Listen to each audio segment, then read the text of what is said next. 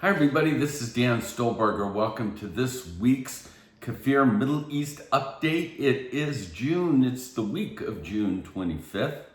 And just a quick reminder, get the PDF PowerPoint that accompanies this video YouTube.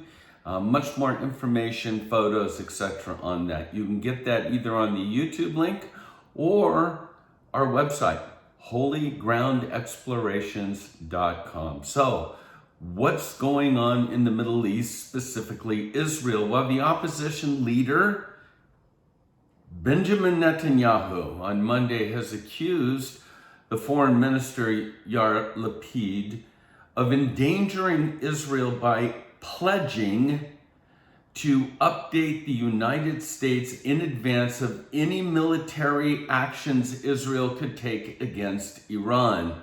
Now, according to sources, Lapid basically told Blinken, Secretary of State, U.S., that they'll have a policy of no surprises. Now, for Netanyahu, the opposition, it's like we can't put Israel in that position because loose lips sink ships. There are some things that need to be done without giving any further indications of what might be taking place. So that's what's going on. We see a growing, I would say, tension between the United States and Israel. In fact, among latest polls out among Democrats, 51% say that the U.S.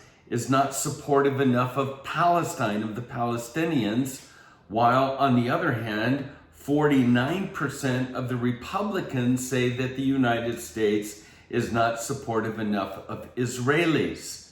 So again, we're seeing that massive support gap diminishing with the Biden administration.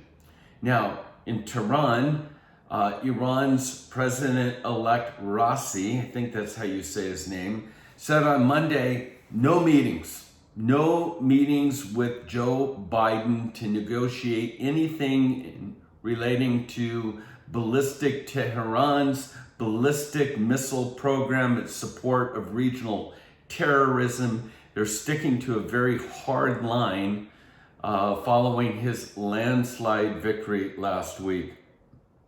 Finally, just in our News Bites section, a COVID breakout in Israel has pushed back the ability to travel to Israel. It was July 1st. Now it's pushed back to August 1st. The times, they don't just change yearly. They don't just change monthly. They just don't change daily. They change, it seems, hour by hour. So we're going to have to just wait and see. Now, we mentioned one other thing. Honduras became the fourth country to open its embassy in Jerusalem. Now, Iran, new president, known as the hangman of Tehran, Prime Minister, it's hard to say this without saying Bibi, but Prime Minister Naftali Bennett addressed this election of Raisi in the first cabinet meeting on Sunday of the Knesset, and he basically has said this has to be a wake-up call. This person is known for his heavy hand. I mean, the title, he's the hangman of Tehran. Basically, he was a member of what's called the Committee of Death, which approved at least 5,000 political prisoners that were hung, executed. That's how he got the name. And again, he's put in this position. It's going to be a destructive regional, national Iranian government. Make no mistake about that. So this, once again, ratchets up what's called the Iran option. Again, what we mentioned, Naftali Bennett or this administration with Lapid alerting America saying no surprises. Bottom line, the Iran option is back on the table. Israel cannot allow Iran to have a nuclear weapon. They will do whatever they need to do to keep that from happening. And if it's a preemptive strike, that is what's going to take place. So for a while, this was not rumored or talked about, but now it's back on the table. In fact, waking up this morning, getting ready to put this together, across my news feed comes the statement that a drone attack on Iranian nuclear facility. And again, Israel will categorically either they're going to deny or they're not going to do either one. They're not going to say we did it, and they're not going to say we didn't do it. They're categorically denying their involvement. We know that it was major damage to a plant that produces centrifuges. So again, is Israel behind this? It's a coincidence, possibly, and we know what we think about coincidences. Okay, so that was the Iranian drone attack that just took place last night. You know, we've got to talk about this because in light of everything else that goes on with rockets and drones and things such as that, it seems as if, well, what's the big deal about balloons? But you have to understand how devastating the balloon attacks are from Gaza into Israel, the southern portion of Israel. Hamas is back terrorizing Israeli civilians. They're threatening to pull out of any kind of ceasefire.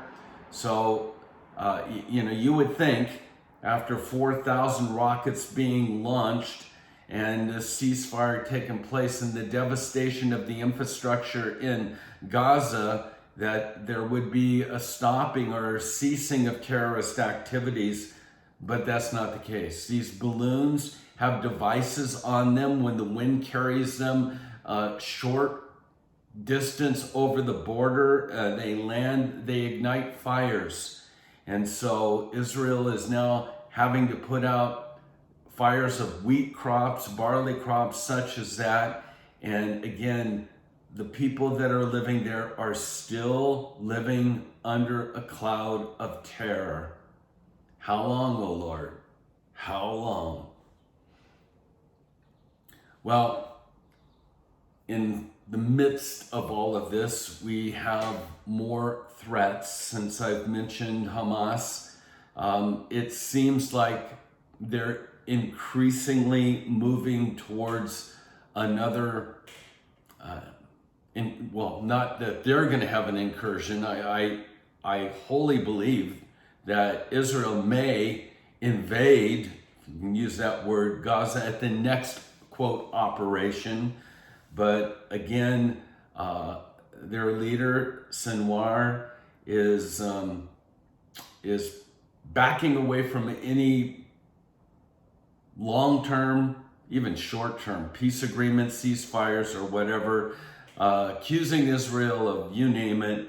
And just a reminder, this is never going to be settled with land grants.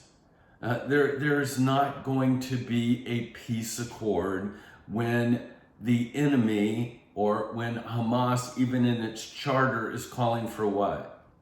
The complete annihilation of the Jewish state. With that on the table, how do you make peace? So don't be surprised if and when, because it's not going to be, I'm not sure this, no, it's going to happen again. There will be another incident with Gaza, and the question will always be, at what point in time does Israel say enough's enough? And they move in and, in a sense, take over, take Gaza back. It's just a matter of time. Well, that's our report for this week. We've been in our KFIR Bible reading schedule. We've been going through the book of Psalms. We do a psalm a day, as you know, and it's a psalm of ascent. And we just read about praying for the peace of Jerusalem. And so let's put that into practice this week. God bless you and shalom.